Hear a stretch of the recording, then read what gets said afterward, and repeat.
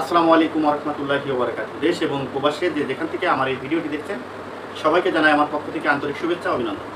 সুপ্রিয় দর্শক শ্রোতা, বাংলাদেশে চীন কোম্পানি বিশাল বড় একটি হাসপাতাল করতে যাচ্ছে বাংলাদেশের রোগীদের জন্য।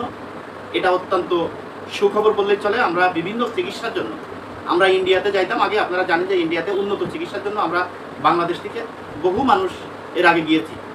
এখন ইন্ডিয়ার থেকে বড় হাসপাতাল আমাদের বাংলাদেশে তৈরি করতে যাচ্ছে চীনা কোম্পানি।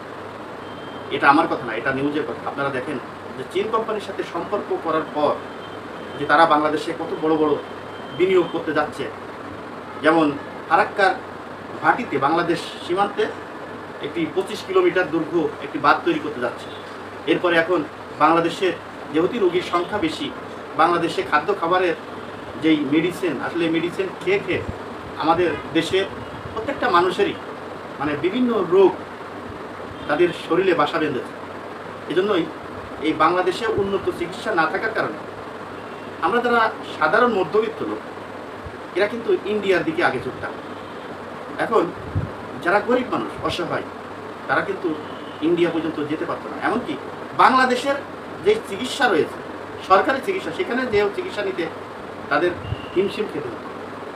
এখন যদি চীনা কোম্পানি যদি এই বাংলাদেশে এই বিশাল বিশাল যদি হাসপাতালগুলো করে, তাহলে আমাদেরকে আর ইন্ডিয়াতে যেতে হবে না, আমাদেরকে আর চীনে যেতে হবে না।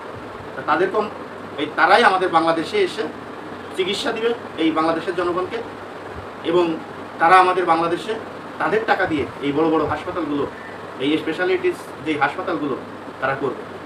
দর্শক, আজ এই পর্যন্ত। পরবর্তী ভিডিও দেখার অনুরোধ জানিয়ে এখানে বিদায় নিচ্ছি। আমি মোহাম্মদ বিতুল হোসেন। আসসালামু আলাইকুম ওয়া রাহমাতুল্লাহি ওয়া বারাকাতুহু।